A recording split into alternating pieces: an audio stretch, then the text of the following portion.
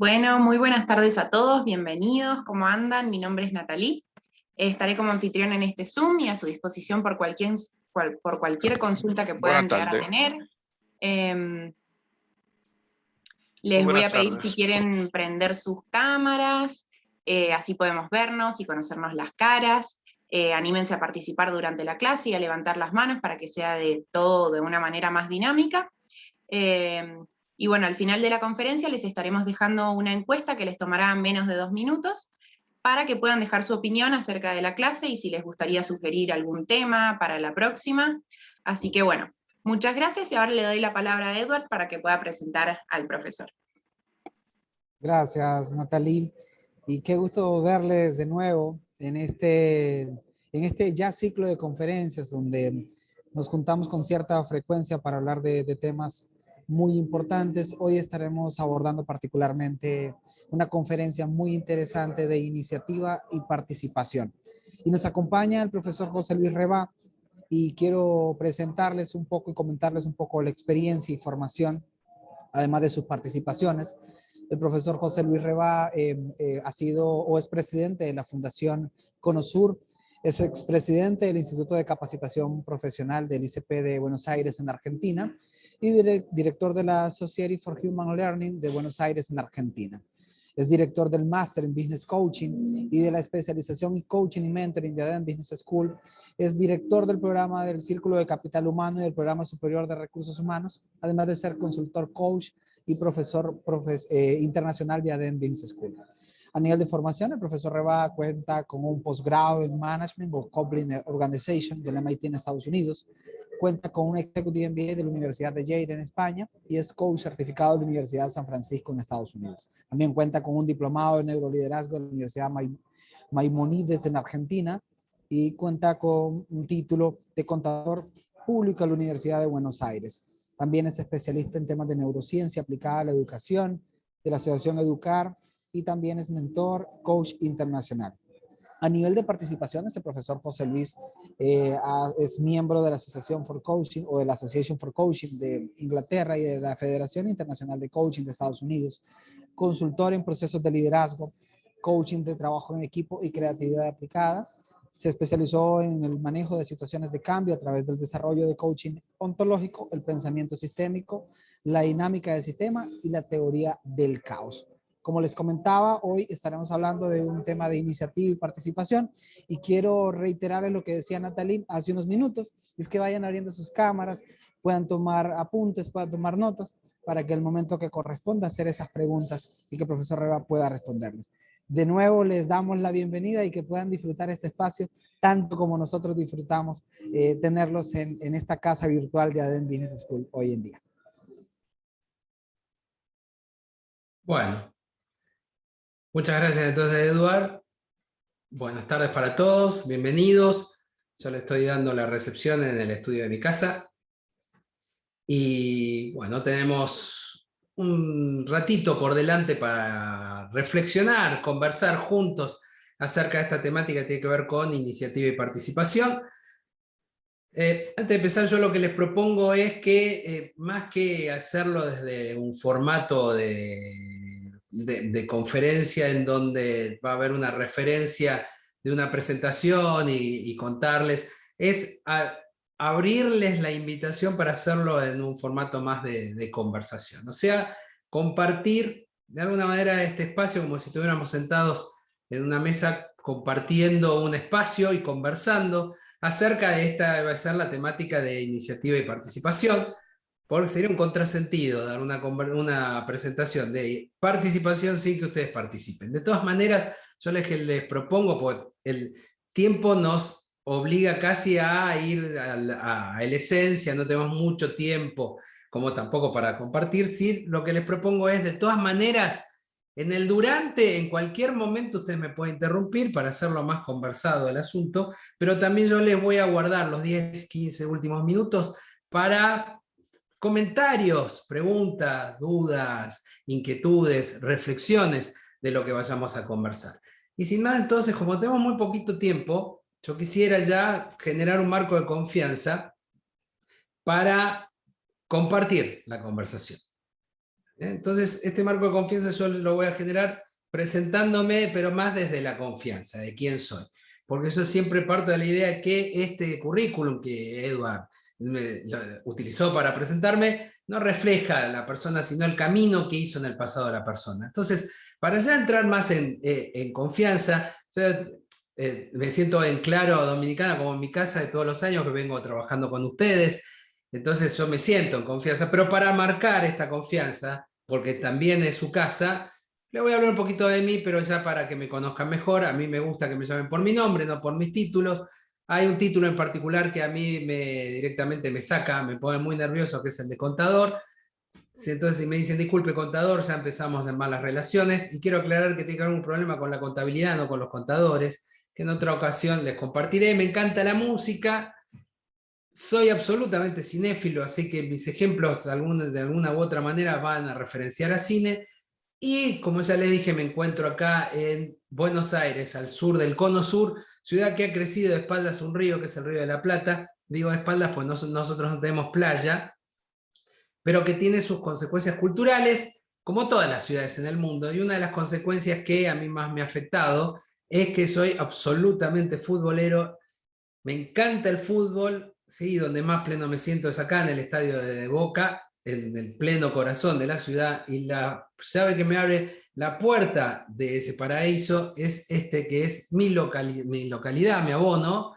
Nosotros llamamos abono al pagar por año una platea en la cancha. La platea está en el sector F, fila 7 a 113, que hasta ahora para lo único que sirve es para poner la foto en el slide y presentarme desde mis pasiones, pero ya en el muy cortito plazo la voy a poder utilizar para volver al estadio.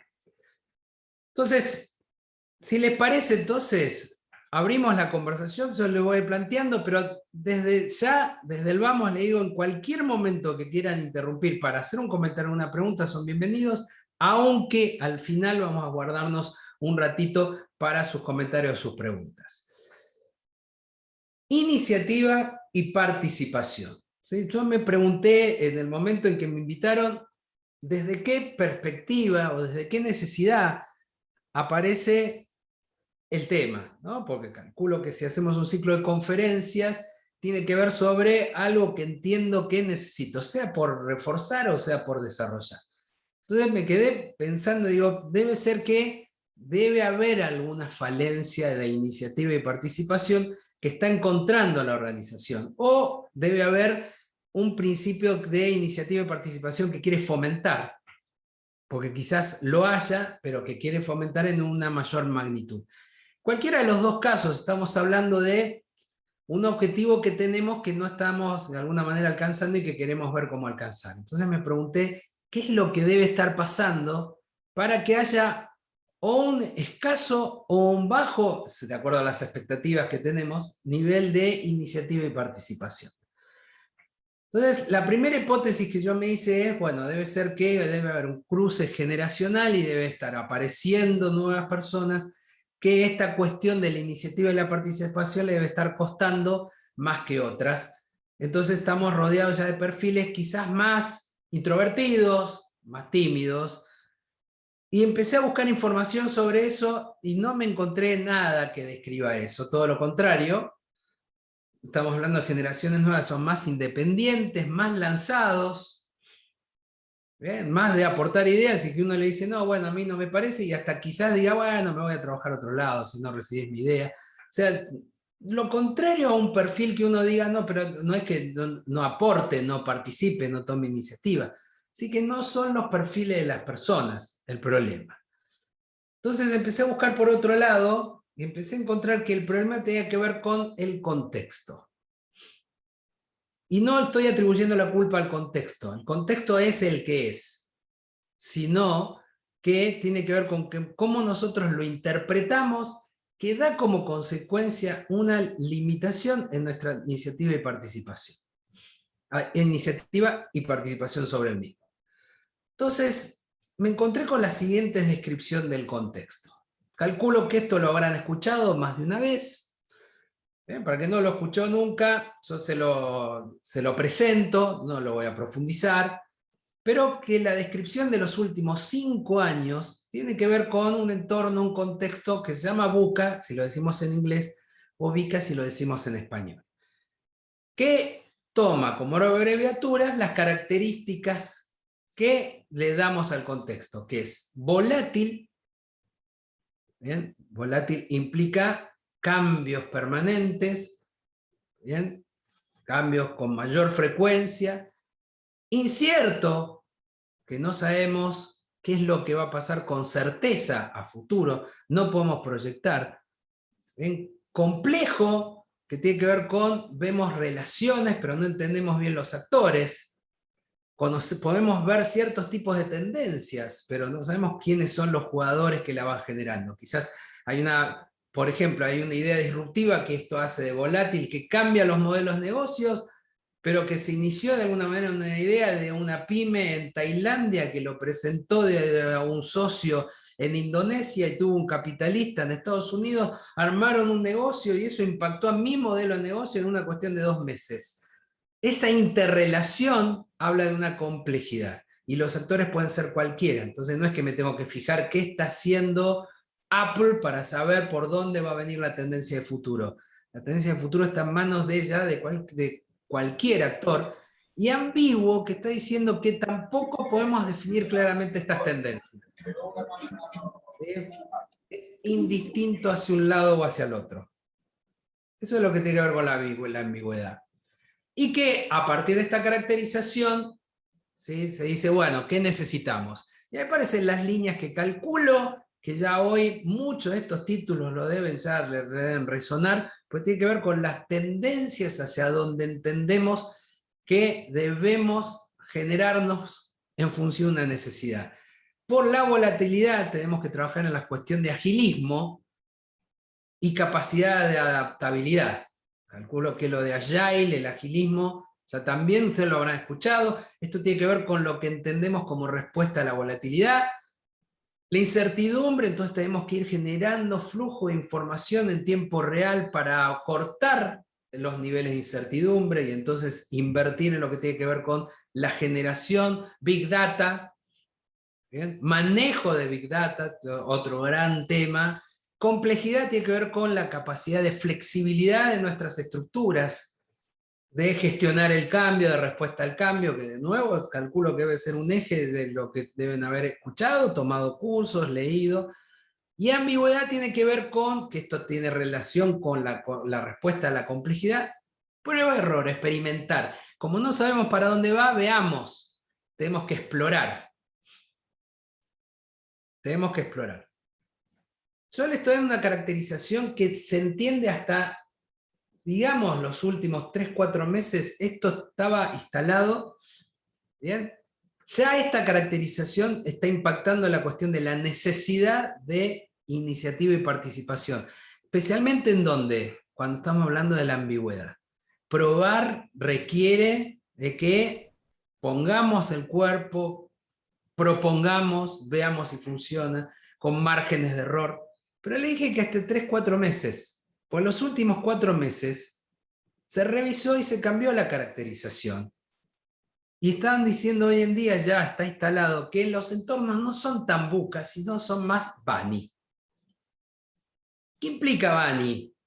Ahí yo quizás me detengo un poquito más, porque esto sí seguro es nuevo, y esto tiene que ver con la B de brittle, que es resquebradizo, A de ansiedad, N de no lineal, y de incomprensible.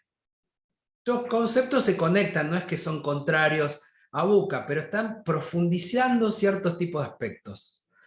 ¿Qué quiere decir quebradizo? Que no pisamos en firmes, como la fina capa de hielo, ¿sí?, en un río que esté congelado, y que si uno pisa puede ser que se quiebre y uno se cae.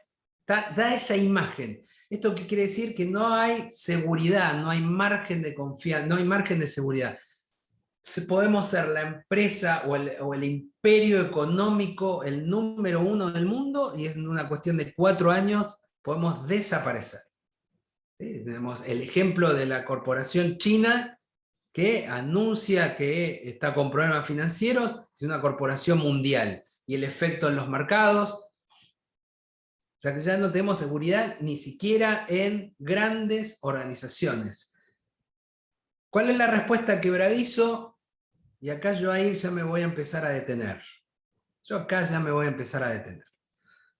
Y esto yo ahora después se lo voy a explicar más en profundidad, tiene que ver con la revisión de nuestros paradigmas. Para poder trabajar en ambientes quebradizos, tenemos que empezar a preparar a las personas para ello. Y es este cambio de mindset fijo, o sea, de paradigma que se llama fijo, e instalar el paradigma de crecimiento. ¿De dónde surge esto? Hay una autora, se llama Carol Dweck, y acá está la obra, que se la recomiendo de corazón, que es muy fácil lectura y es muy interesante. Se llama Mindset, la actitud del éxito. Este libro tiene aproximadamente 10 años, si mal no recuerdo, en donde registra la investigación, sobre la base de la investigación, de la formación de paradigmas, cuando lo formamos desde que somos pequeños. Entonces ella trabajó con niños, 4 o 5 años, y fue acompañando en la investigación el crecimiento de los chicos, viendo desde dónde se formaban, desde qué marco de paradigma se formaban. ¿Bien? ¿Desde qué marco de paradigma se formaban? Entonces, por ejemplo, hizo el siguiente experimento. Les pidió a niños de 5 años que dibujen una casa y la pinten. ¿Qué hicieron todos? Casas con líneas rectas, techos a 2 aguas, y van pintando. La mayoría se les salía, ¿sí?, la pintura de la pared porque no tiene desarrollada esa motricidad fina. Y sale, de alguna manera, uno haciendo un esfuerzo, ve la casa. Pero la obligación era presentárselo a sus padres, o sea, a su papá, a su mamá, y escuchar el reconocimiento que le hagan. La gran mayoría de padres, viendo el dibujo, le dijeron: muy lindo dibujo, la verdad, te felicito, están dentro de todas las líneas, están bastante rectas, hay un cuidado, el que la pintura no se te salió, no se mezcló tanto. Sí, pero la casa está bien estructurada, bien recta, las paredes, el techo, la verdad, muy lindo dibujo. Imán y puerta de la heladera. Otro grupo más minoritario le dio el siguiente reconocimiento. Le dijo: mirá, lo que más rescato de este dibujo es el esfuerzo que le habrás puesto para hacerlo. Porque vos tenés 5 años, y dentro de todas las líneas, si bien no están tan rectas, se nota que te preocupaste porque salía, tuviste un cuidado en ir trazándolas para que no se te vaya mucho. Lo mismo con la pintura, más allá de que se note bien una casa, ¿no?, y esté mezclado, las ganas que le pusiste en hacerlo es lo que más reconozco de esto, y sí me siento orgulloso al respecto. Imán, puerta de la heladera. ¿Cuál fue la diferencia? El primer grupo reconoció el dibujo en sí como un resultado, y el segundo grupo reconoció el proceso que generó el dibujo. ¿Bien? ¿Qué hizo después? Unos meses después, le pidió a los mismos chicos que dibujen casas, pero sin líneas rectas. Casas todas con curvas. Un iglú es un ejemplo de una casa toda con curva. Del primer grupo, la gran mayoría se negó a dibujarla porque decía que las casas eran rectas. Eso era lo que estaba bien. Está mal hacer casas que no tengan líneas rectas. Lo que está bien es hacer casas con líneas rectas. Cuanto más rectas, mejor. Mientras que el segundo grupo, la gran mayoría, buscó la manera, le puso el esfuerzo, las ganas, y empezó a desarrollar y dibujar las casas curvas. Feas, así tipo mamarracho, pero las hizo.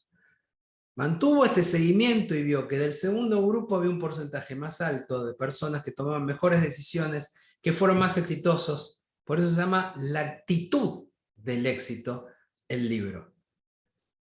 Si bien la investigación quedó en el marco conceptual, hoy en día esto aparece como una necesidad.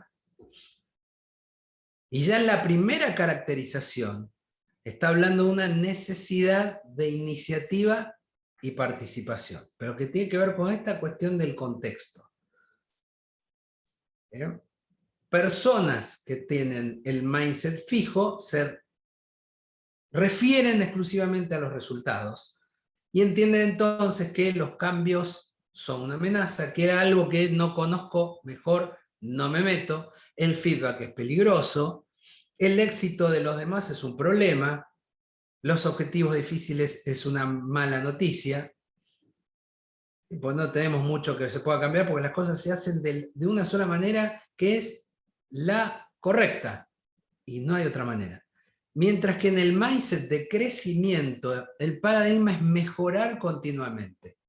Para eso entendemos que podemos cambiar, que nos podemos esforzar, que los aportes son bienvenidos. Por eso el feedback es central, es fundamental. Los objetivos difíciles son buenos porque son desafíos, y el éxito de los otros es una oportunidad para aprender para mí. Ustedes me pueden decir, está bien, pero nosotros nuestros paradigmas los vamos tomando, vos dijiste de chiquititos. Es cierto, los primeros 10 años de vida ya forman nuestros paradigmas, pero hasta los 50 años el cerebro viene creciendo, y después no es que deja de crecer, sino que crece más lento. Ya está, por eso cuando uno dice, uy, ya estoy viejo, es difícil cambiar, es cierto que es difícil cambiar, no es imposible, porque ya de alguna manera, ¿sí?, tenemos ya formado, fijado, nuestro paradigma cuando ya somos ancianos, pero hasta los 50, y siempre estoy hablando promedio, en el mundo de la neurociencia todos los datos son promedio, hasta los 50, 50 y tantos el cerebro sigue madurando y desarrollándose. Desde un punto de vista, por ejemplo, desde el punto de vista de la política, los 50 se dicen que es la edad de oro, que es la edad en donde, por ejemplo, aparecen en primera línea política los líderes políticos. Siempre estoy hablando promedio, hoy aparecen líderes más jóvenes, pero normalmente si uno ve en la distribución del mundo, el promedio de edad de los líderes políticos son 50 y pico de años, pues se dice que es la edad de oro, se llama en el marco político. Entonces seguimos un poco con Bani, porque yo quiero ir al punto de la caracterización del entorno. Ansioso. Tiene que ver con incertidumbre, pero dice, por más que vos les des información a gente que tiene un nivel de ansiedad, no le vas a bajar la ansiedad, porque nunca la información va a ser 100% certera. Entonces tenemos que trabajar más con la ansiedad que con la generación de información. ¿Y cómo trabajamos con la ansiedad? Simplemente yo le dejo la referencia con el desarrollo de atención plena. Yo inclusive en el marco de formación de un programa de capacitación que estamos haciendo en Claro, trabajé con un grupo de ustedes, o de un grupo de la empresa, con mindfulness.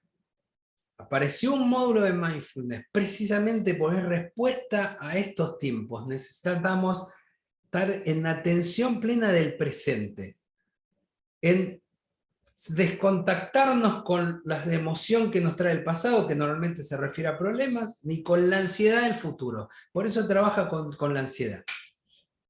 ¿Sí? La manera de trabajar la ansiedad es estar viviendo el hoy.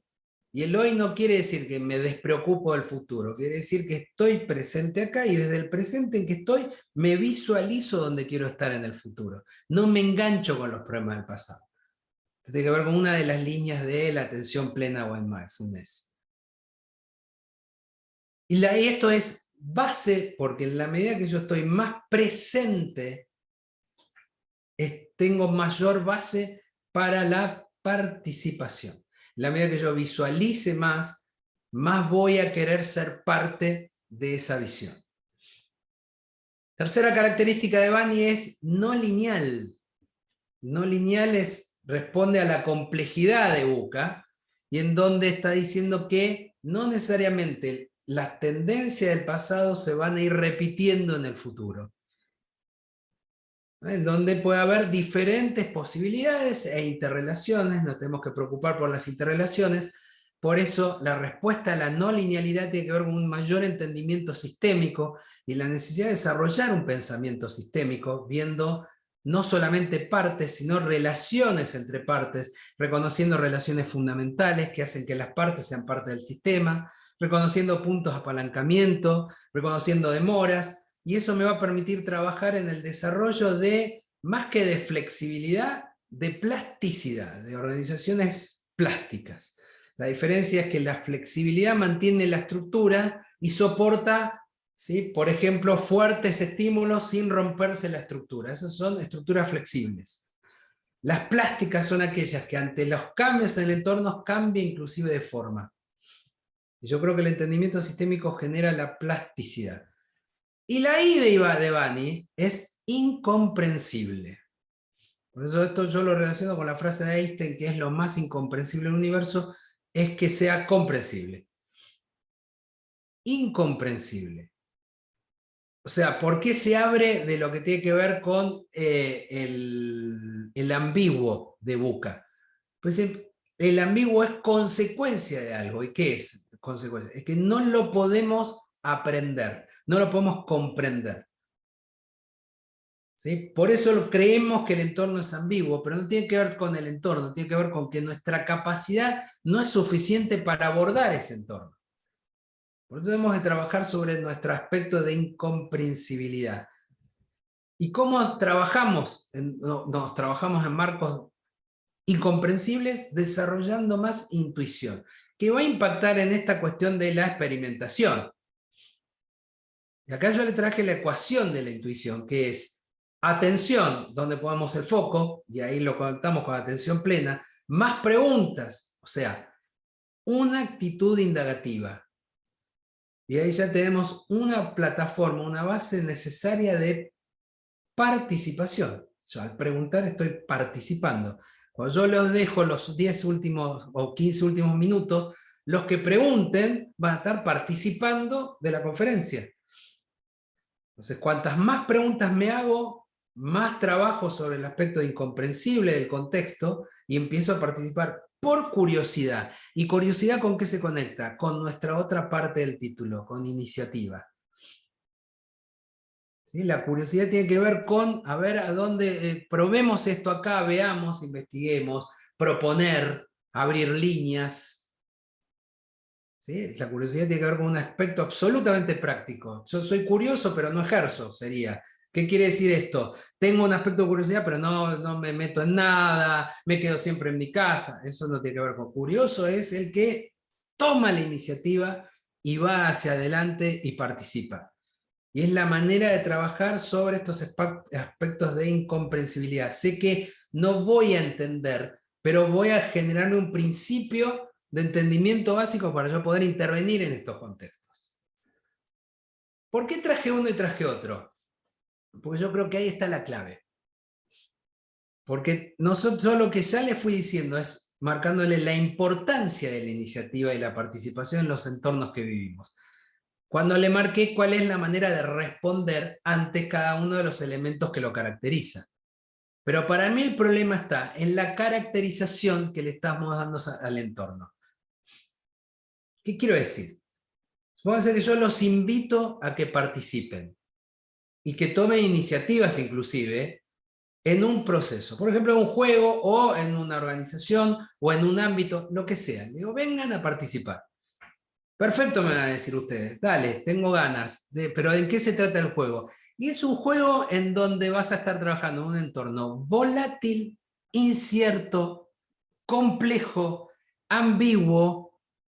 Y si no te gusta ese entorno, entonces va a ser quebradizo, o sea, nunca vas a pisar en firme, no vas a tener seguridad de nada.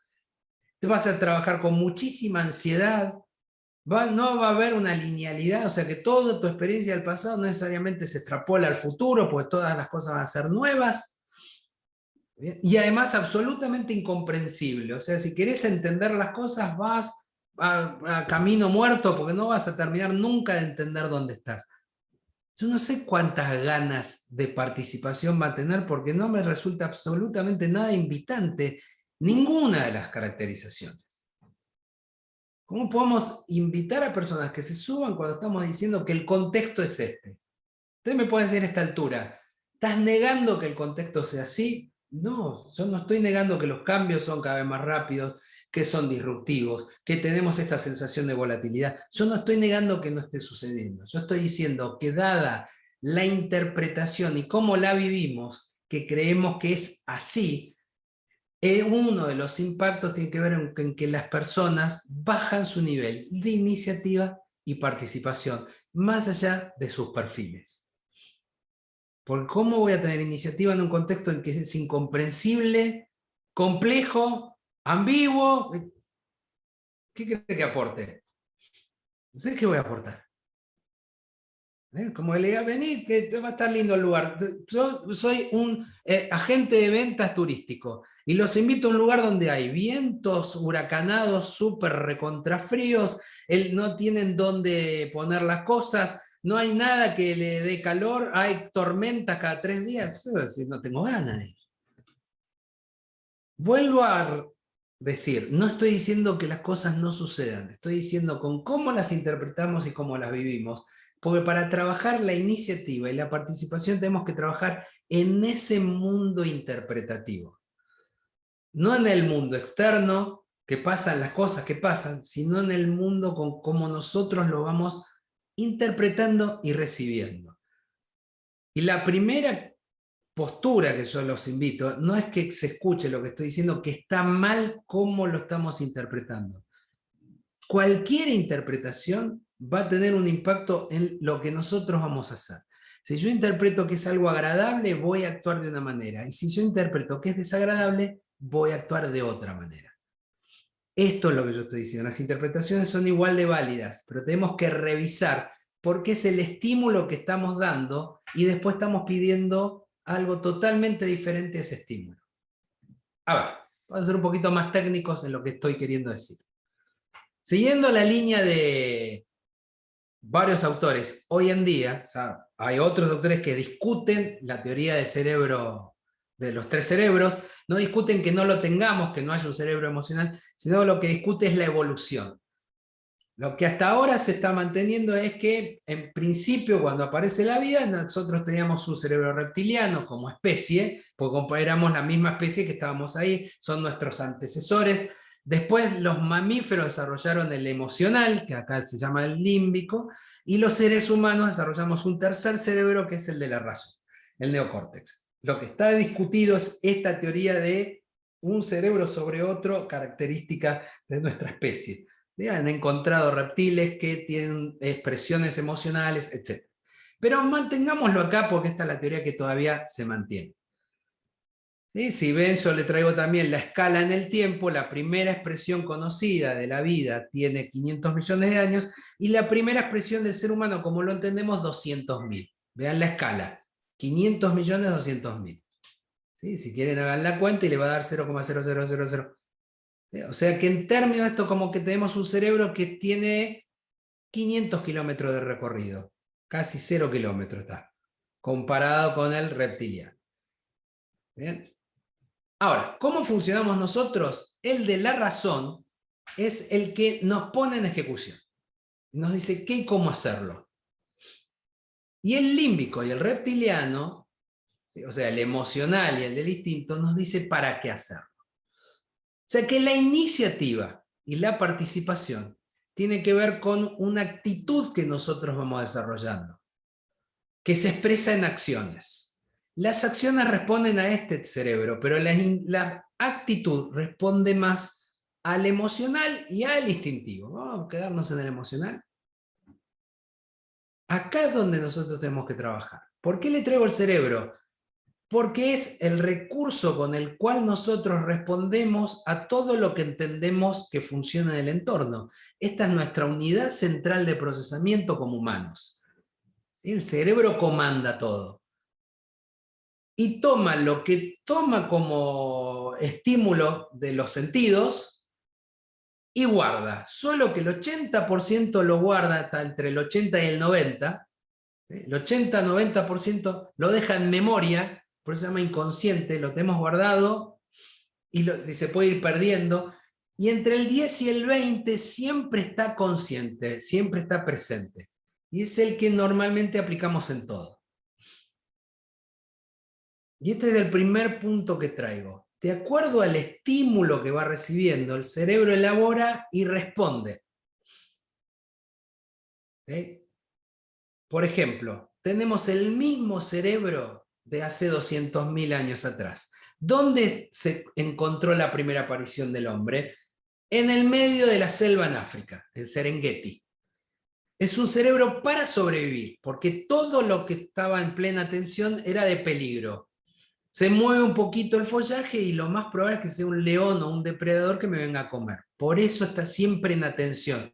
Tenemos el mismo cerebro, tenemos un kit de supervivencia, pese a que cambiaron todos los contextos. Está siempre en atención respecto de algo que para el cerebro es de vida o muerte. Entonces, todo lo que implica seguir viviendo, el cerebro lo toma como agradable. Y todo lo que implica una amenaza, el cerebro lo toma como desagradable. Y amenaza de muerte. Entonces dice, no entres. ¿Bien? Todo lo que es estable es conocido. El cerebro dice, quédate. Todo lo que es cambio es desconocido. El cerebro dice, no entres, no te subas. Entonces, si el entorno lo caracterizamos como lo caracterizamos, ¿cuál creen que va a ser la primera respuesta del cerebro promedio cuando le proponemos participar? Va a decir, no.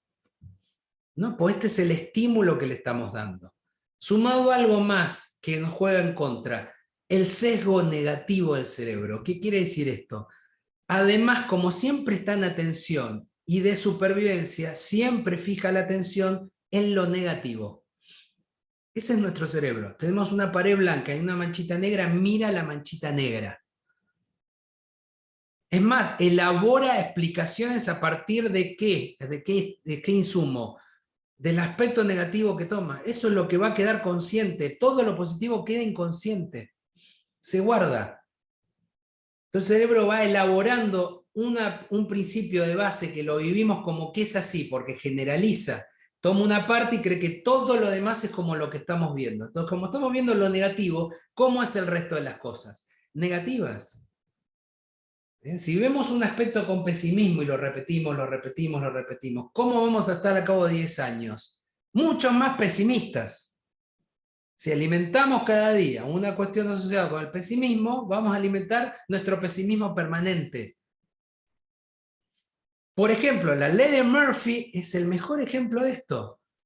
¿Qué alimenta a la ley de Murphy? Todos los fracasos. ¿Bien? Pero tuvimos éxitos, esos éxitos quedan inconscientes. Lo único que registra la ley de Murphy es la vez, por ejemplo, la vez que necesitaba prender la luz porque estaba por empezar una conferencia, prendo la llave y salta la chispa y no prende la luz. Vos podés creer la ley de Murphy. Cuanto más uno necesita que funcionen las cosas, peor funcionan. ¿Bien? ¿Cuántas conferencias di prendiendo la luz? 2.000 millones. ¿Cuántas no prendió la luz? Una. Pero la ley de Murphy la hacemos por la vez que no prendió. Por eso se fija más la atención en los fracasos que en los éxitos. Por eso cuando tenemos un éxito el cerebro dice seguí, pero cuando dice un fracaso dice no, sos el peor del mundo, ni te levantes de la cama. Entonces, lo que estoy trayendo acá como punto central es que de acuerdo al estímulo que le estamos dando al cerebro, va a estar la clave de la participación y la iniciativa. Y que no es inocente cómo interpretamos y caracterizamos las cosas. Porque a la vez, el cerebro es un gran laboratorio que genera los comunicadores químicos para que nosotros hagamos lo que el cerebro quiere. Si el cerebro estima que hay algo peligroso, genera adrenalina. Y la adrenalina en el cuerpo, ¿qué hace? Lleva los flujos de sangre a las extremidades, las musculaturas, y hace que podamos correr más rápido o tener más fuerza. ¿Sí? Sacando sangre de otros procesos como el digestivo, la parte inclusive de la razón, la parte de la socialización, todo eso se detiene y va todo ese flujo de sangre hacia las extremidades. O entiende que hay algo que está todo bien, genera endorfinas, que lo que genera en el cuerpo es hacer más calmos los procesos, entonces nos sentimos más relajados, respiramos diferente. ¿Bien? Entonces, para el cerebro, cualquier cuestión de futuro, especialmente en estos entornos, va a ser algo que tiene que ver con ansiedad y miedo. Entonces, cuanto más miedo tenemos, menor es nuestra participación y menor es nuestra iniciativa. Cuanto más ansioso estamos, menor va a ser nuestra participación y menor va a ser nuestra iniciativa. Sumado a este otro dato que tiene que ver con que usamos todo el cerebro y hasta 2% por vez. Y esto quiere decir que cuando estamos usándolo de una manera, ese 2% va a eso que usamos. O sea, que si fijamos la atención continuamente en aspectos críticos o negativos del entorno, el 2% va a la parte emocional para responder eso que se está fijando el cerebro. Ahora, así funciona nuestro cerebro, lo cual explica por qué podemos tener bajos niveles de iniciativa y de participación. Tiene que ver con cómo lo interpretamos, pero esto es automático, el cerebro responde, no es que sea automático, lo lleva en una elaboración de menos de un segundo. Entonces, ¿cómo nosotros podemos cambiar esto? A través de nuestros pensamientos, y es por eso el contexto es fundamental. Hay situaciones en donde nuestros pensamientos, que técnicamente se llaman mente, ¿sí?, están alineados con nuestro cerebro y viceversa, nuestro cerebro con nuestros pensamientos. Cuando, por ejemplo, desarrollamos hobbies, ahí es donde estamos bien presentes. El cerebro se concilia con los pensamientos. Y yo siempre pregunto, ¿qué hobbies tienen? ¿Y cómo se sienten cuando lo desarrollan? Yo los invito a que ustedes se trasladen con el hobby que tengan, cómo se sienten cuando lo hacen, y me dicen, bien, plenos, me siento contento, por eso lo mantengo, porque es una manera de escape de las preocupaciones. Hay una conciliación de los pensamientos y el cerebro. Entonces, cuando usamos otro 2% del que solemos usar, ahí es donde va a cambiar la persona, se filtra el otro 80% donde pueden estar los aspectos positivos que yo les conté, y donde eso va a ser un estímulo para el cerebro precisamente para que nosotros participemos.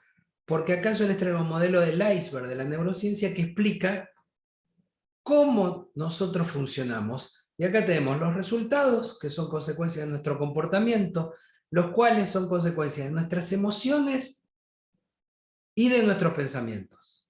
Los pensamientos nos generan emociones que hacen que actuemos como actuemos y tenemos los resultados que tenemos, en un proceso que se refuerza y el cual puede ser cada vez peor o cada vez mejor. Entonces, ¿de qué depende que vaya por un lado o para el otro? De qué insumos nosotros le damos. Todo en la vida está compuesta por aspectos positivos y negativos. Entonces vamos a llevarlo al aspecto práctico, porque ya estamos cerrando el proceso. Por ejemplo, le doy un ejemplo. La performance, o sea, el rendimiento, es la diferencia entre el potencial y las interferencias. ¿Qué quiere decir esto? Por ejemplo, si yo tengo un jugador de fútbol y no tiene ninguna interferencia, no está preocupado por nada, no está lesionado, su performance, o sea, su rendimiento, es igual a su potencial. Si se peleó con la novia, su rendimiento está por debajo de su potencial porque hay una interferencia. Si está lesionado, su rendimiento ya es 0 porque la interferencia puede ser 100% de su potencial, por eso no rinde. ¿Bien? ¿Cuáles son una de nuestras interferencias? Por ejemplo, en la retroalimentación. Le dedicamos, y esto es un estudio relevado por la consultora McKinsey, en los últimos, sobre 5.000 empresas y organizaciones en el mundo, le dedicamos horas al feedback negativo y minutos al feedback positivo. Bajo el paradigma de que le pago para que haga bien las cosas. Entonces, el mantenimiento de la relación laboral es garantía de que estoy reconociendo que el trabajo lo está haciendo bien. Por eso fijo la atención en la reunión de feedback en todos aquellos aspectos que tienen que cambiar, mejorar, oportunidades de mejora, etc. Solo que ese feedback negativo es una interferencia a nuestro rendimiento. Y cuando hablo de rendimiento es a nuestra participación e iniciativa.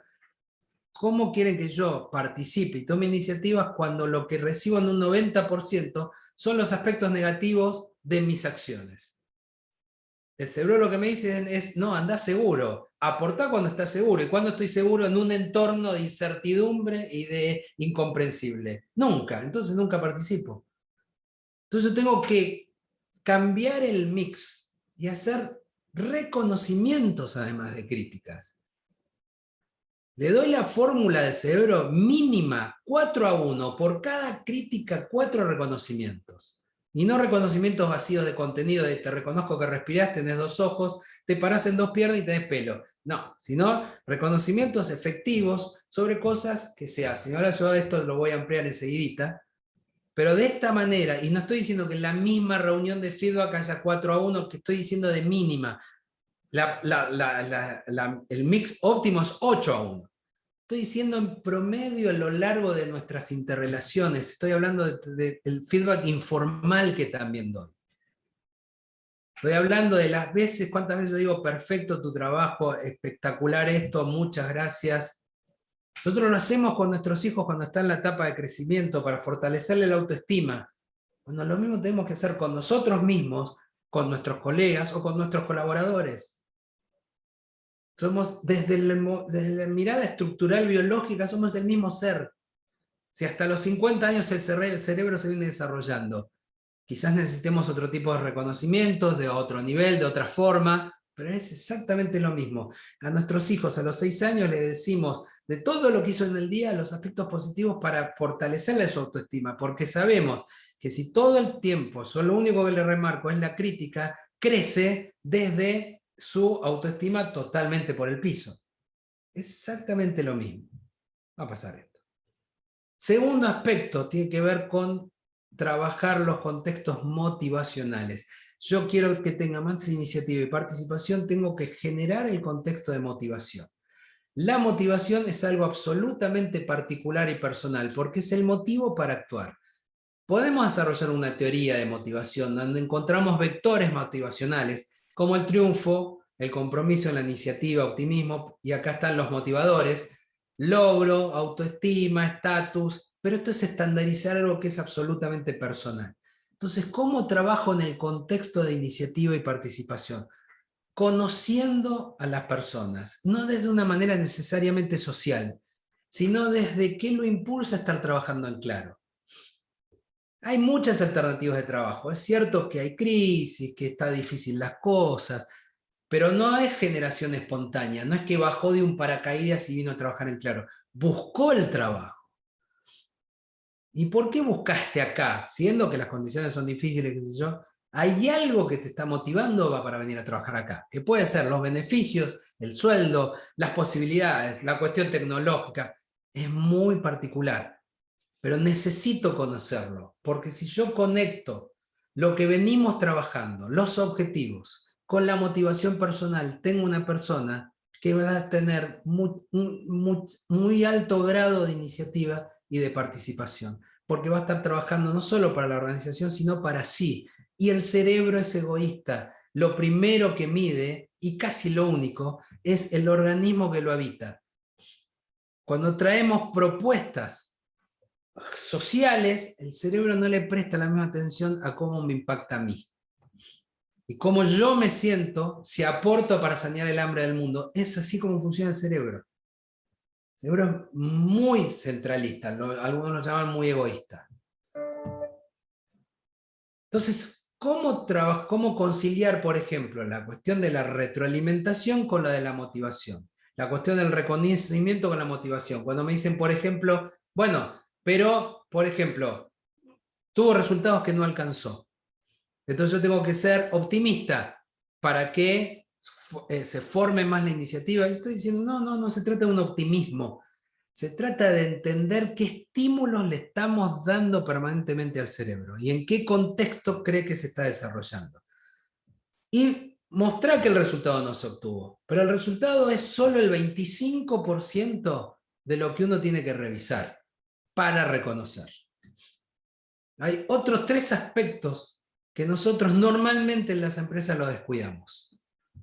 El primer aspecto tiene que ver con el progreso. ¿Cuánto avanzó? Yo puedo no haber logrado los resultados, pero haber avanzado 20 puestos. ¿Qué experiencia voy teniendo y cuánto más experimentado estoy?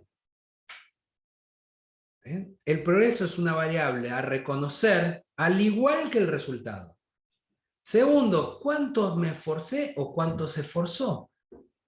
El resultado no se obtuvo, pero dio todo de por sí para llegar a donde se llegó. ¿O faltó algo? Y el tercero es el proceso. ¿Qué metodología utilizó? ¿Cuánto aportó de ideas? ¿Qué innovación propuso? El resultado no se logró, pero cumpliste todo lo que se te pidió, aportaste ideas. Si yo reconozco el aporte de ideas, ¿qué estoy construyendo? Una cultura de reconocimiento respecto del aporte y la participación. respecto de la iniciativa. Yo he trabajado hace un tiempo en una empresa, no importa cuál, donde el empleado del mes era el que mejor resultado tenía dentro del equipo comercial. ¿Sí? Tenía el reconocimiento como empleado del mes el que mejores resultados obtenía. ¿Qué pasaba? Desmotivaba la participación de la gente porque habían dos que tenían las mejores cuentas. Y entre los dos siempre lograban los mejores resultados. Yo podía estar, pero conectándome con 200 prospects que esto y con 2 ventas con esa cuenta me superaba. Entonces abrimos esto y abrimos 4 categorías de empleado del mes. Empleado del mes el que tenga mejores resultados, categoría 1. Empleado del mes el que más clientes nuevos tiene. Empleado del mes el que más llamadas hizo. Empleado del mes el que más aportes hizo respecto de posibilidades de negocios. Puede ser que la misma persona gane más de un premio. Cada una de las categorías tenían premios.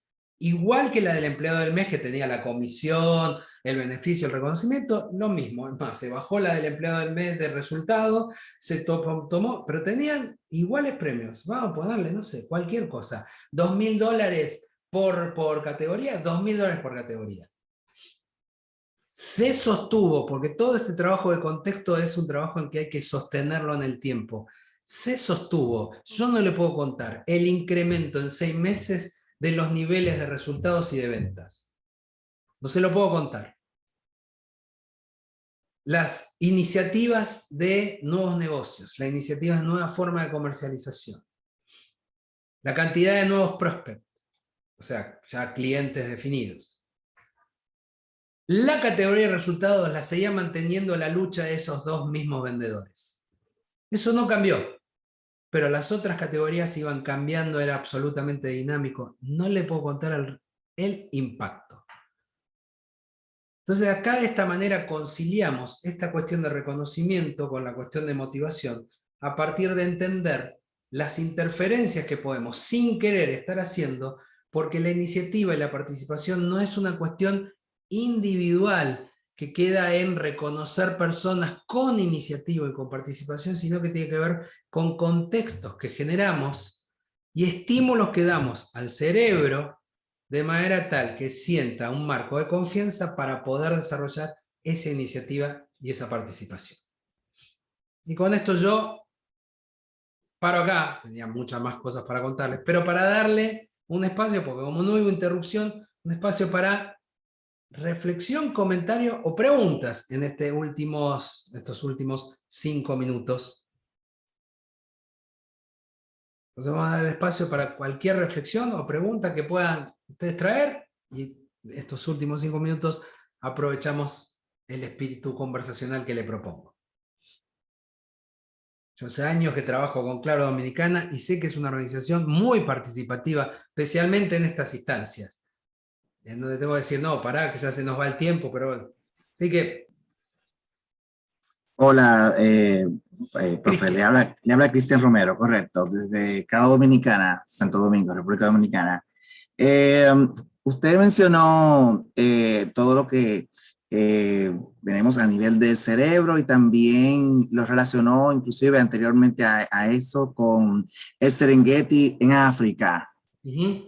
Actualmente, según su apreciación, ¿estamos como en el Serengeti hace más de 1000 años o nos parecemos al Serengeti actual, que se están extinguiendo los animales y entonces ha generado más problemas en el medio ambiente entre los seres humanos? No, en cuanto al aprendizaje y a las organizaciones. Le escucho. A ver, Cristian. Desde la estructura cerebral, el funcionamiento de nuestro cerebro es el mismo de Serengeti de 200.000 años atrás. Es el mismo. Todavía entiende que el mundo es absolutamente peligroso, que estamos en medio de la selva y que queremos sobrevivir. Y responde de esa manera. ¿Está bien? Y genera los comunicadores químicos para la supervivencia.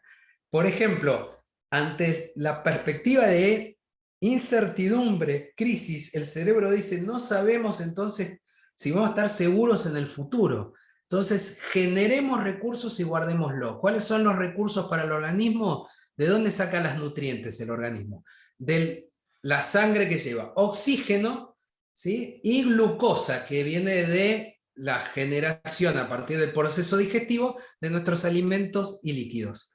¿Bien? Entonces, ¿cuál es la manera de tener más recursos? El oxígeno está asegurado en la atmósfera. Entonces te va diciendo, con generadores químicos, te va generando cada vez más hambre para que comas más y tengas más nutrientes. Y eso se guarda en una cuestión de grasas. ¿Sí? Entonces nos vamos volviendo más gordos. Por eso, en pandemia comemos más. No somos nosotros, nuestro cerebro. Así que si, por ejemplo, te dicen, Cristian, qué gordo estás, te dice, por ejemplo, tu esposa, vos le decís, no soy yo, es mi cerebro que me hace comer. Eso no es verdad, porque realmente engordé durante la pandemia. ¿Bien? Pero por eso nuestros pensamientos pueden trabajar por sobre nuestro cerebro. Esta es la pelea diaria de nuestro organismo, el pensamiento contra el cerebro. Pero el cerebro busca la supervivencia. Vos para sobrevivir, ¿qué haces? Te buscas los recursos, los guardás para peores tiempos, estás ahí y estás siempre atento y pendiente. Por eso es no te duermas, quédate ahí quieto, espacio de seguridad. Entonces, cuando viene alguien y te dice sobre algo nuevo y desconocido, vení a la reunión, aportá, tu cerebro te dice, no vayas ni loco, no sabes qué vas a encontrar, y además es peligroso, y es de muerte, y entonces, el funcionamiento es exactamente el mismo. Por otro lado, el cerebro físicamente va cambiando, y eso es lo que se llama aprendizaje. Entonces, como funcionamiento es siempre el mismo. Si vos tomás un cerebro de hoy con un cerebro de 200.000 años, vas a ver que tiene más desarrollado ciertas partes, porque tiene que ver con acumulación de información, desarrollo de capacidades, etc. Pero el funcionamiento básico es exactamente el mismo. Estamos preparados para la supervivencia. Es como tener un arsenal de guerra en épocas de paz. Por eso nosotros el potencial del cerebro lo estamos desperdiciando al no trabajar en el aspecto de la mente, de los pensamientos. Y la manera de trabajar en los pensamientos son los contextos. En la medida que sigamos informándonos y poniéndonos adelante, van, incertidumbre, ansiedad, ¿qué hacemos? ¿Qué hicimos en pandemia? Aprender los canales informativos y tomar información de lo peligroso del virus, de cuántos muertos hay, de cuánto de esto, de cómo se viene la nueva cepa y que esto, que lo otro, y prestamos atención. El cerebro toma eso y lo único que te está diciendo entonces es, viste que no hay que hacer nada nuevo, viste que lo mejor es quedarte quieto, no propongas nada, si no sabemos qué va a pasar ni mañana ni si vamos a estar vivos. Entonces, de todo esto que está pasando, hay otros aspectos también que nosotros podemos trabajar para fomentar las ganas de la propuesta de la iniciativa. Cuando a mí me preguntan, ¿qué crees que va a pasar a futuro? Uno no sabe. Entonces se buscan las tendencias, y esto vino para quedarse. Y yo no sé, la verdad, y creo que nadie sabe a partir de la velocidad de los cambios. Pero yo, más que preguntarme, ¿qué mundo va a venir? Yo me preguntaría, ¿qué mundo vamos a querer construir? Porque el futuro no es algo que ya sucedió y que tenemos que adivinar como tendencia. El futuro es algo que vamos a crear. Entonces, esto que pasó hace que quizás en algunos aspectos tengamos que rearmar cosas. Bueno, rearmemos las cosas como nos gustaría, no como creemos que se van a rearmar. ¿Está bien? Y es conectarse con esa perspectiva.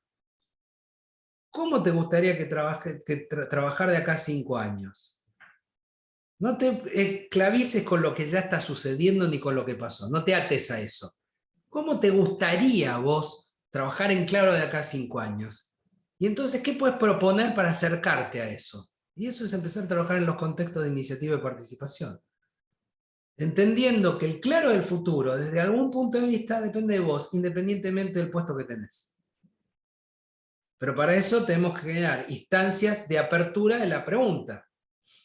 Yo te la puedo hacer ahora en la conferencia, pero si viene un directivo con posibilidades de cambio y te lo preguntan, tu perspectiva y el impacto de la pregunta es otro. Shell Royal Dutch trabajó en algo que se llamó la pecera, que la pecera es presentar propuestas de mandos medios a 4 o 5 altos directores y todos los demás del mandos medios de la organización mirando, por eso se llamaba la pecera. ¿sí? Y muy críticos estos. ¿Bien? Pero para generarle la gimnasia, por ejemplo, venían los directores a la Shell de Francia, por decir, y caían de sorpresa, decían, bueno, dentro de 10 minutos vamos a abrir una pecera. ¿Quién quiere proponer? Pero te está diciendo, proponé un proyecto ante el directorio de la matriz que casualmente vino hoy acá. Imagínate que venga Claro Central y venga la línea más alta dominicana y dice, bueno, tenemos 2 horas para dedicarle a cualquiera de la organización que venga a presentar un proyecto. Es muy crítico porque el proyecto tiene que tener su peso, ¿bien? Pero tenés la oportunidad. ¿Para qué lo hacían? Para que la gente se prepare para la oportunidad. Te vamos a escuchar, proponé, y si nos cierra la idea vas a ser el líder del proyecto, y la organización va a ir hacia ese proyecto y vamos a financiarlo. Más que hacer, no sé, conferencias o mandarte información en indicadores de qué es lo que está pasando, de cuáles son la baja de la demanda o la suba de la demanda. ¿Bien? Es proponerte ocupar ciertos tipos de espacios en donde para ocuparlo también tienes que estar preparado, pero los espacios están. Eso hace que el cerebro que tenemos de 200.000 años empiece a soltar y desconectar con la cuestión del peligro, porque te estoy proponiendo algo que puede ser agradable, que te acerque a eso que te gusta que pase. Y si es que te gusta, el cerebro ahí no se niega. Y ahí los pensamientos empiezan a ganar el partido. ¿Ok, Cristian? Pero tenemos el mismo cerebro, o sea, misma estructuralmente en su funcionamiento. ¿Una otra pregunta o que nos pasemos unos minutitos? Muchas gracias, José Luis. No, gracias a vos, Cristian. ¿Alguna otra pregunta? ¿Karin? No, muchas gracias. Ah, vi ahí una magia así de apertura del micrófono. Aprovechemos 2 minutos más finales para pregunta o comentario. Si quieren lo pueden mandar por escrito por el chat, si no pueden encender el micrófono o la cámara. Pueden mandarlo por escrito o pueden encender el micrófono y directamente preguntar. A ver si lo puedo... ¿Se escucha? Sí, se escucha perfecto. Okay. Fanny. José Luis, buenas tardes, a los demás también. Una preguntita rápida, sencilla quizás, no sé qué tan fácil para usted sea responderme en vista de que tienen tanto material. Pero qué cosas, cuáles técnicas, cuáles tips rápidos así uno pudiera utilizar para uno ser más proactivo, más participativo. ¿Qué cosas usted recomendaría sencilla y rápida? Yo sé que el material es buenísimo y amplio, pero algo que se le ocurra rápido y sencillo que pudiéramos utilizar, quizá en nuestro Para día a día. generarte la proactividad en vos o en los demás, Fanny. ¿Perdone? Para generar ser más proactiva, ¿vos o ser más proactivo los demás? Yo para ser más participativa, más proactiva. Mirá, el tip que yo te doy tiene que ver con que vos busques. Primero, te tomes tu tiempo para preguntarte ¿para qué estás trabajando en Claro? ¿Qué es lo que buscas? ¿Bien? O sea, no estoy esperando la respuesta, sino que vos te preguntes eso. Entiendo. Sí. ¿Bien? Y que encuentres en tu día a día todos esos aspectos que te pueden llevar a eso que vos te respondes para qué. Y eso te va a impactar en la proactividad. A ver, suena como místico, pero es absolutamente cuántico. Te lo voy a explicar de una manera. Hubo un autor llamado David Bohm, no importa, que fue un físico cuántico que investigó todo lo que era atractores. Por ejemplo, un agujero negro es un atractor de energía. ¿Sí? Lo que pasa a cierta distancia, ni la luz lo puede atravesar porque absorbe toda la energía de la luz. Esos son los agujeros negros del espacio. ¿Está bien? ¿Ok? Lo que uno se propone, que puede ser el propósito, la visión, el para qué, tiene que ser un atractor de todas las cosas que vos hagas. O sea, que tu agenda te tiene que llevar hacia ahí. Si vos entendés que eso que tenés que hacer, o eso que te propones, o el diseño de tu día, te va a acercar un poquito más a eso que querés, vas a lograr la proactividad. ¿Me seguís? La inconsistencia es buscar tips de proactividad en cosas que, por ejemplo, no te gustan, en cosas que no entendés para qué lo haces, en cosas que te sentís obligada. Porque orgánicamente la respuesta de tu cerebro, o sea, la respuesta tuya, va a ser de que no te subas porque estás obligada, y la reacción tiene que ver con la fuerza de la amenaza. Yo me siento obligado, si no lo hago me echan, bueno, lo hago, pero no voy a ser muy proactivo, voy a ser reactivo, voy a responder hasta ahí, cumplí, mandé, listo, ya está, me lo saqué de encima, ya está. ¿Bien? Entonces el trabajo de uno es empezar a conectar su agenda del día con su propósito. Entonces primero planteate qué es lo que vos te gustaría que pase, proyectate, visualizate cómo te gustaría estar y cómo puedes construir tu agenda hoy para acercarte un día a eso que te gustaría. Y es la misma fórmula para los demás. Pero vos tenés que tener claro qué querés. Si no tenés claro qué querés, no vas a lograr nunca una proactividad. Porque el día tiene dos componentes, cosas que te gustan y cosas que no te gustan. Nuestro trabajo tiene aspectos que nos gustan y aspectos que no nos gustan. Esto es una realidad, todo tiene este aspecto. Entonces, ser proactivo a lo que nos gusta es facilísimo. Ser proactivo a lo que no nos gusta es imposible. Entonces tenemos que trabajar para que esos aspectos que no nos gustan tengan otra perspectiva y sean útiles. No que nos gusten, sino que sean útiles y me lleven a eso donde quiero estar. Entonces, ¿querés ser proactiva? Conecta tu agenda con lo que te gustaría que te pase. Muy bien, Y José gracias. Aníbal tiene otra consulta también, Sí. que lo ha mandado por escrito. No sé si Fanny quería decir una cosa más antes. Ah, bien, perfecto. Dar las gracias. Bueno, ahora José Aníbal pregunta, ¿cómo romper con las barreras de algunas personas que están supuestas a recibir o analizar la iniciativa de un colaborador o colaboradora? ¿Me repetís lo último que están? ¿Cómo romper con las barreras de algunas personas que están supuestas a recibir o analizar la iniciativa de un colaborador o colaboradora? O sea, que lo que entiendo de la pregunta es que están opuestos, debe ser, a recibir. Claro, debe haber escribió supuesta a recibir. Sí, pero si trae una barrera, debe ser Claro. que está opuesto a recibir. Está escrito el contexto. Ok. Acá el punto es que, iniciativa o propuesta tiene más que ver con lo que yo creo que le estoy dando que con lo que efectivamente el otro entiende que está recibiendo. Soy claro. Cuando yo digo, y yo me propuse y le di y todo lo demás, está hablando de mi actitud, pero no necesariamente refleja que el otro lo reciba de igual manera, porque quizás pueda escuchar en lo que yo estoy proponiendo un interés particular, el de enterarme sobre lo que está haciendo, el de espiar, el de meterme, el de demostrar que no lo sabe hacer. Hay miles de alternativas de la interpretación de parte del otro. Entonces, si la pregunta es cómo romper la barrera, es primero entrar más que a proponer, a indagar. A indagar. Indagar, por ejemplo, decirle cómo estás, cómo crees que va esto, qué necesitas. Y sobre lo que escuchan de necesidad, proponer. Cuando aparece una necesidad, aparece una solución. ¿Bien? Siempre que aparece un qué, va a aparecer un cómo.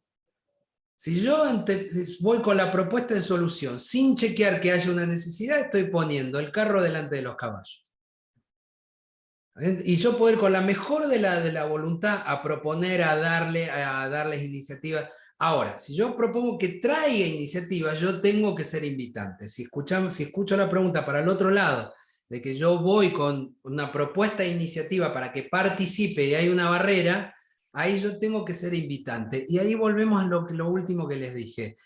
Conocer a la persona, a ver cuáles son los elementos que lo motivan, conectar eso e invitar lo que se sube en eso que se conecta con lo que motiva. Por ejemplo, si yo le digo a alguien, y me va a salir futbolero y sé que Dominicana no es un país futbolero, pero sí yo lo soy. Pero si quieren hacer el mismo ejemplo para el béisbol. Si yo le digo a un jugador, y le digo, ¿cuál es tu sueño? Y me dice, jugar en una de las ligas más importantes del mundo de fútbol. Le digo, bueno, ganando el campeonato local, que es mi franquicia, es más fácil tener una vidriera para que vos vayas a las ligas del mundo y le conecto mi objetivo, que es ganar el campeonato local, con el objetivo motivacional de él, que es jugar afuera, lo conecto, lo puedo invitar a que diga, bueno, a ver, ¿qué proponés vos para que, siendo parte del equipo, juegues para salir campeón? Entonces, de esa manera rompemos esa barrera de la propuesta de la iniciativa, si extendemos la pregunta para el otro lado, que es no recibir una iniciativa, sino proponer que la dé. Pero la única manera es generándole el contexto de conexión entre lo que busca y lo que yo estoy proponiendo en el contexto que participe. Yo le digo, ¿qué tenés para participar por ejemplo, si a mí hay algo que no me gusta, que es sacar la basura? No me gusta, y soy el encargado porque mi esposa lo ordena, no es que él me lo pidió. ¿Está bien? ¿Por qué no me gusta? Pues no me gusta nada del todo el proceso. ¿Está bien? Entonces, si a mí me dicen, proponé iniciativas para mejorar la efectividad de sacar la basura, no voy a proponer casi ninguna porque es algo que ya no me gusta de raíz. Entonces, la manera en que yo me participe en la mejora del proceso es encontrar algún tipo de motivación en el propio proceso para proponer una mejora. ¿Bien? Entonces, si yo reinterpreto ese proceso y lo entiendo diferente, que es una buena oportunidad para hablar con el basurero de fútbol, porque es recontra hincha de Boca, y podemos hablar de fútbol juntos, ahí yo voy a encontrar que las propuestas pueden ser en cómo hacerlo lo más rápido para tener más tiempo y poder hablar más tiempo. Entonces, este es el juego. Entonces, el primer paso es conocer quién tengo adelante que le estoy proponiendo la participación. Y es saber qué lo motiva. No sé si hay alguna pregunta más, Natalia, en el chat. Si hay alguna otra pregunta que quieran hacer. Eso es todo. Muy bien. Sea, Entonces, en el chat todavía no hay más preguntas. Entonces les agradezco infinitamente su espacio. Siempre es grato contactarme con la gente de Claro Dominicana. Espero mantener el vínculo y espero inclusive de corazón reencontrarme ahí cuando voy y estoy ahí. Hay una calidez que, si bien uno lo recibe a través de la digitalización, es muy distinta cuando uno lo recibe en persona. Así que va mi agradecimiento del espacio que me dan para estar cerca, aunque estemos lejos, y será hasta una próxima oportunidad entonces de poder compartir espacios y aprender juntos. Muchas gracias. Igualmente para usted. Bye bye. Gracias. Muchas gracias a todos por conectarse y gracias por participar. Gracias, Muchas gracias. Natalie, también para ti. Bye, bye. Buenas tardes, Natalie. Les Bye he bye. dejado un link para la encuesta por si quieren escribir lo que les ha parecido la clase. Muchísimas gracias a todos. Ok. Hasta luego. Buenas tardes para todos. Bye bye. Chao, chao. Chao. Buenas tardes.